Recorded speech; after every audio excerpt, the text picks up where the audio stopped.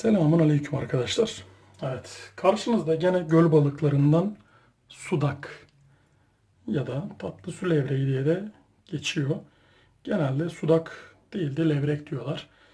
Ama sudak yazdığınızda da bu çıkıyor, levrek yazdığınızda da bu çıkıyor. Sıkıntı değil. Ha sudak ha levrek, ikisi de bizim. Şimdi dostlar, turnada olduğu gibi sivri bir bıçak alıyorsunuz. Şöyle gösteriyorum. Hemen dibinden girin abicim. Bir burada bir de burada var. Buradan başlayalım. Şöyle şunları alıyorsun. Bak. Şey gibi yapmayacaksın. Ee, Normal balıkçıların yaptığı gibi. Şuradan başlayayım, buradan alayım. Bu sefer dibini bırakırsınız. Ne demek istediğimi şimdi göreceksiniz. Bak. Çektiğinde gördün mü abiciğim? Hop. Dibiyle birlikte geldi. Kesiyorsun buradan. Bitti. İçinde yüzgeçlerinden kalan kılçığı kalmıyor. Gene öteki tarafın da aynı.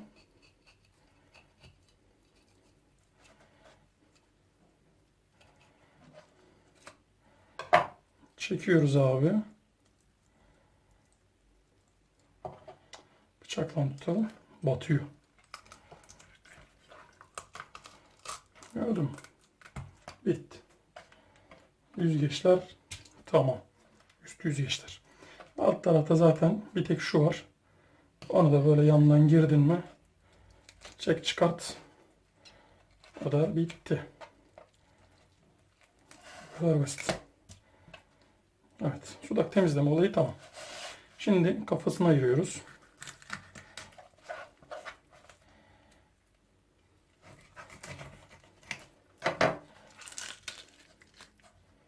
Biraz içini yıkayalım. Evet. Şimdi şunu alalım şuradan da. Hemen uzun bir bıçak alıyorsunuz. Bakın fileto bıçağı da olabilir.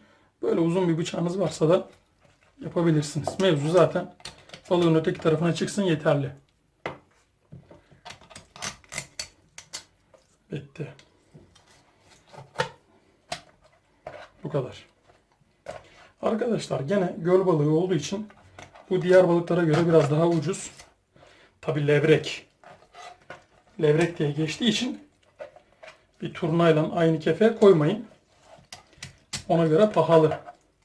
Ama sonuç itibariyle göl balığı biraz daha uygun. Şimdi şuralarını da alıyoruz böyle.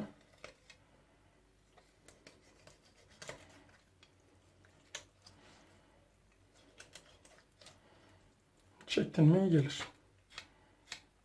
Bitti.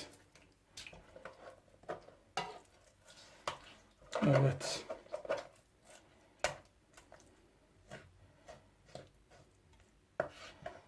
Şimdi dostlarım bunu da kılçığından derisinden ayıracağız. Şöyle küçük bir çentik açıyorsunuz. Bıçağınızı içine sokuyorsunuz. Şöyle hafiften. Sonra yatırın. Bıçağınız kalsın sabit. Deriyi oynatın. Gördünüz mü? Deri burada. Et burada. Bir daha gösterelim. Burada dursun. Şu kısmını alıyoruz. Boşluğunu. Çünkü kılçıkların büyük bir kısmı burada.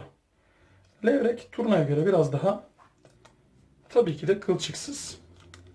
Ha, kılçık yok mu? Var. Olmaz olur mu? Var ama tabii onun gibi değil. Şu boşluğun komplesiyle birlikte alalım. Evet.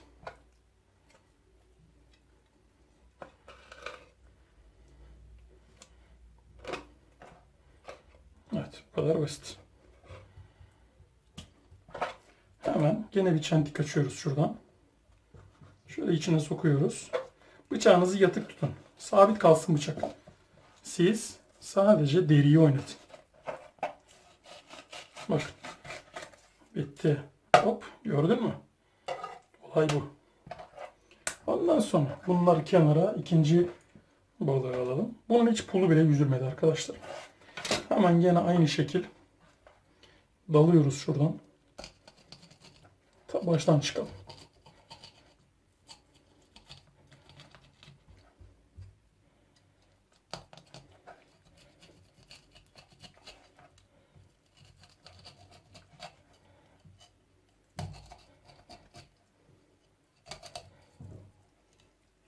Şuradan bir de çentik bitti.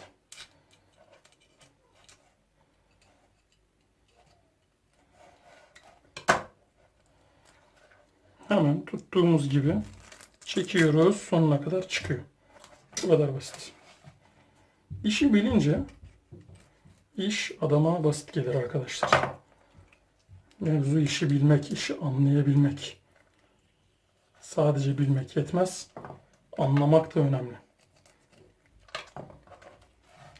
Anlayarak yapabilmek.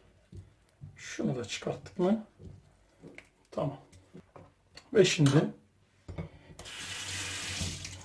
gene bunun da filetosunu alacağız. İsterseniz kafa üstündeyken ama hiç fark etmez. Şöyle alttan giriyoruz. Hop çıkıyoruz.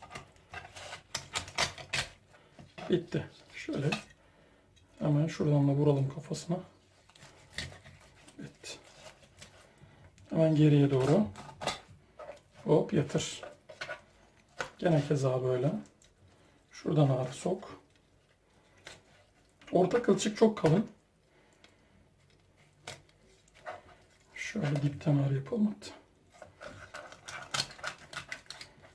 Evet. Şurayı ayıralım.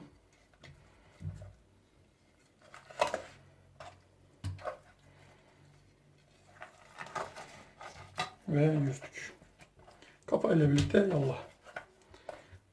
Balık küçük olduğu için filatosu da birazcık minik kalıyor. Hemen şu orta bölgeyi temizleyeceğiz. Hızlı bir şekilde. Bakın fark ettiyseniz 2 tane balık yaptım. Turnada da böyleydi. Turna çektiğim videoda. İlkinde size göstermek için biraz yavaş yaptığım için pek belli yapamıyordum. Ama ikincisi biraz daha hızlı oluyor. Niye? Çünkü gösterme aşamasını artık seriye bağlandırıyorum. Ondan dolayı bunları atıyoruz. Yüzgeçle birlikte. Boşluğu da temizlediğimize göre iş bitti. Hemen geliyoruz. Çentiği atıyoruz. Sokuyoruz bıçağı. İsterseniz bıçağı böyle sürüyün.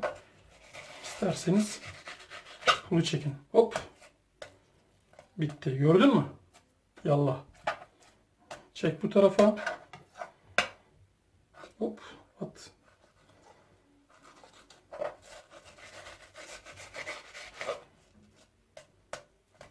Bitti.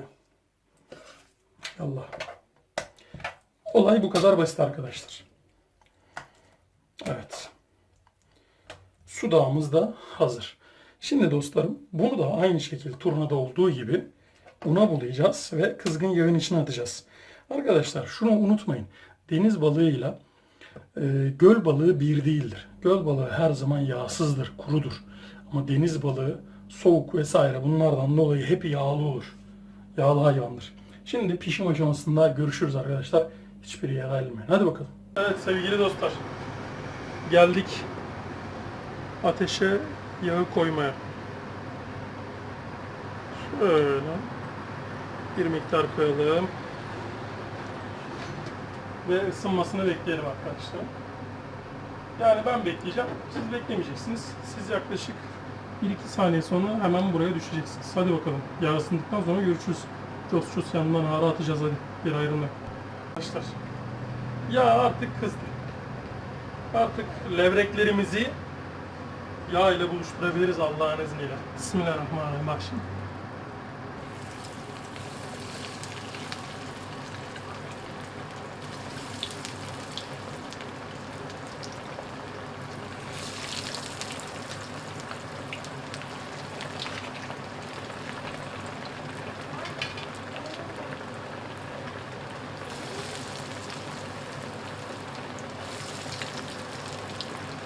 Olay bu kadar. Şimdi sevgili dostlarım, bunlar şöyle bir güzel pişsin. Hızlı bir şekilde pişecekler şimdi. Çünkü alt tarafta bir ısı ayarımız yok. Mangalın ateşi gayet güzel harlandırdı. Şimdi bunlar harika bir şekilde pişsin. Piştikten sonra hemen buradayız. Arkadaşlar bu arada balıklarımızı mısır ununa bulayıp öyle koydum. Bakın alt tarafta ateşi görebiliyorsunuz şu kısımlarda. Gayet güzel yanıyor. Mısır ununa bularsanız Benim hoşuma gidiyor. Normal beyaz unla da yapın olabilir ama mısır unu daha lezzetli oluyor. Hele bir de çifte kavrulmuş mısır unuysa daha da güzel. Size tavsiye ederim. Tabi balıklarda biliyorsunuz mısır unla bulamadan önce güzel de böyle tuzlayacaksınız. Olay bu. Ben size kesmeyi gösterdim. Pişirmesi normal balıklarla aynı. Bu balığı böyle bol yağda pişireceksiniz. Harika bir lezzeti oluyor. Aynı turnayla aynı zaten. Turna da aynı şekil. Pişiyor. Piştikten sonra görüşürüz arkadaşlar. Hiçbir yere ayrılmayın. Hadi devam. Evet sevgili dostlar. Balıklar tamam. Şimdi ilk postayı ben bir alayım şuradan. Bismillahirrahmanirrahim. Şöyle güzelce. Harika bir şekilde pişti görebiliyorsunuz. Hop. Alalım. Böyle yağın içinden çıktı da çok yağlı oldu diye düşünmeyin arkadaşlar. Bu tarz balıklar bol yağda pişmeli. Sebebi de şu, kendisi yağsız olduğu için lezzet de biraz az. Yani fazla yağ korkmayın içine çekmez. Harika bir şekilde pişmesini sağlıyor. Evet şöyle devam edelim koymaya. Onlar orada pişerken ben de sunum aşamasında hemen sizlerle olacağım inşallah. Evet sevgili arkadaşlar. Evet dediğimiz gibi güzel bir sunum, güzel bir harika bir balık. Şöyle bismillahirrahmanirrahim. Of yanıyor. Kendi fikrimi söylüyorum. Balık güzel. Yani bir deniz balığıyla tabii ki de bir tutulamaz. Yani kesinlikle kıyaslamayın deniz balığıyla göl balığını. Ama hakikaten lezzetli. Tutulduktan sonra beyaz unla, şimdi beyaz undan denemedim ama mısır unu gayet lezzetli geldi. Gayet de güzel. Fazla unlamamak şartıyla harika bir şekilde yenebiliyor. Bakın. Güzel 10 numara pişti. Kılçık namına zaten bir şey yok. Böyle keserseniz kılçık olmaz. Fileto da kestiydim ben bakın. Filetoda da kılçıklarını almıştım zaten. Videonun başında filetoyu göstermiştim size. O da harika. Yani balık güzel arkadaşlar. Kimseyi kandırmanın bir anlamı yok. Yani diyeceksiniz ki göl balığı ömrü hayatında kaç kere yiyeceğim diyeceksiniz ama yerseniz böyle yaparsanız 10 numara lezzetli olur. Evet sevgili dostlar. Yine geldik bir videonun daha sonuna. Videoyu beğendiyseniz beğen butonuna basmayı ve halen daha abone değilseniz arkadaşlar lütfen abone olmayı unutmayın. Alt tarafta kırmızı bir buton var. Ona basın. Yan tarafında da şöyle bir işaret var. Ona da basabilirsiniz bize destek olmak için. Bir başka videoda görüşmek ümidiyle ve dileğiyle kalın sağlıcakla. Allah'a emanet olun.